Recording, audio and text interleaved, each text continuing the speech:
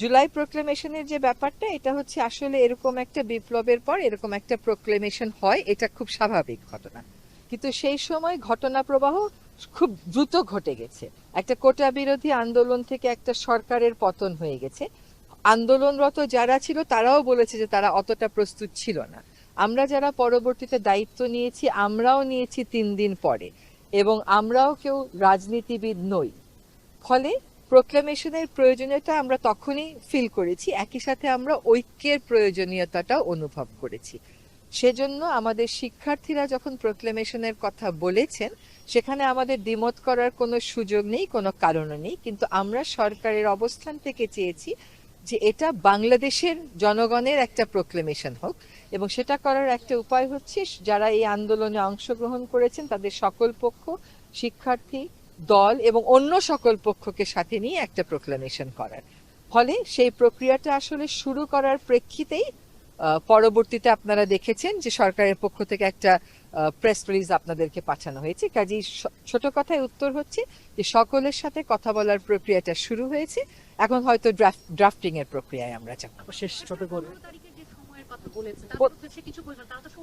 তারা একটা সময় বেঁধে দিয়েছে 15 তারিখ, মানে আমাদের হাতে এখনো 14 দিন আছে।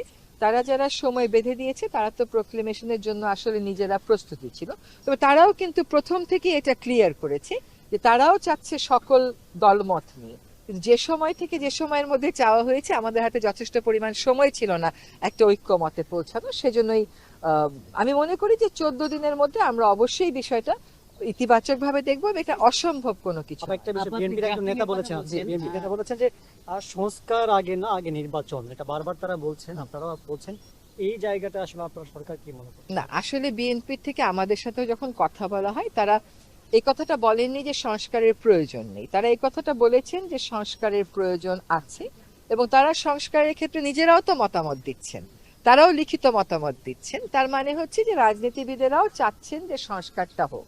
এখন সংস্কারের ব্যাপ্তি কতটুকুন হবে, সংস্কার কোন কোন ক্ষেত্রে হবে, সেটা কার মাধ্যমে হবে, এইটা করার জন্য রাজনীতিবিদদেরও একটা অবস্থান আছে। সেটার ক্ষেত্রে কিন্তু আবার আমাদের মাননীয় প্রধান উপদেষ্টাও বলেছেন তিনি ঐক্যমতের জন্য একটা আলাদা করে কমিশন করবেন, যেটা নেতৃত্ব উনি নিজেই থাকবেন। কাজে রাজনীতিবিদদের থেকে আমরা যে ভাইবটা পেয়েছি, যে বার্তাটা পেয়েছি, সেটা হচ্ছে যে তারাও সংস্কার চান। হ্যাঁ, এবং তারা বলছে যে এক এক, কেউ কেউ বলছেন মৌলিক সংস্কার করে নির্বাচন, কেউ বলছে সংস্কার হোক, কেউ বলছে নির্বাচন প্রাধান্য পাবে। আর আমাদের তালিকায় সবটাই প্রাধান্য, নির্বাচনের প্রাধান্য, সংস্কারও প্রাধান্য। সব পক্ষগুলো মোটামুটি ভাবে একমত যে একটা প্রোক্লেমেশন হতে পারে। সব পক্ষ ওই তাদের ওই সম্মতিটা থাকবে বলেই আমরা আশা করি। আর যেহেতু ড্রাফটিং এর প্রক্রিয়াতে সকলেরই অংশগ্রহণ করার সুযোগ সরকার করে দেবে, কাজে সেখানে মতৈক্য হওয়ার তো কোনো কারণ নেই। আইনি প্রক্রিয়ার অংশ হিসাবে শেখ হাসিনাকে ফেরত চাওয়ার চিঠি পাঠানো হয়েছে। এখন ফেরত চাওয়ার ব্যাপারে আমরা আমাদের অবস্থান স্পষ্ট করেছি, এবং ভারতের সাথে আমাদের একটা চুক্তি আছে সেটাও আমরা বলেছি, সেখানে একটা ব্যতিক্রম আছে সেটাও আমরা বলেছি। এখন ভারত কি অবস্থান নেবে, সেই অবস্থান কতদিন, ধরেন একটা অবস্থান প্রাথমিকভাবে নেওয়া যায়, আবার চূড়ান্ত একটা অবস্থানের দিকেও দেশগুলো যেতে পারে, সেগুলো ভবিষ্যতের জন্যই আমাদেরকে ছেড়ে দিতে হবে। কিন্তু আমাদের অবস্থান হচ্ছে আমরা চাইবো উপস্থিতিতে বিচার করতে। যদি উপস্থিতিতে বিচার না হয়, তাহলে যেভাবে করে বিচার প্রক্রিয়া করতে হয় সেভাবেই করব। নির্বাচনের ব্যাপারে কোন দল অংশগ্রহণ করবে, কোন দল অংশগ্রহণ করবে না, এটা তো আমরা বলে দেব না। যে দল অংশগ্রহণ করতে চায় সে দল অংশগ্রহণ করবে, কোন দল কেমন করে অংশগ্রহণ করবে সেটা তো সেই দলকে সিদ্ধান্ত নিতে হবে। এই সমস্ত কথাগুলো নির্বাচন কমিশন থেকেই আসলে আসতে হবে। সরকারের পক্ষ থেকে যদি আপনারা কোনো অবস্থান দেখতেন যে সরকার এই দল নিষিদ্ধ করছে, তখন আপনারা এই প্রশ্নটা সরকারকে করতে পারতেন। তাছাড়া কোন দল নির্বাচন করবে না করবে, এই প্রশ্নগুলোর উত্তর আসলে নির্বাচন কমিশনই দেবে।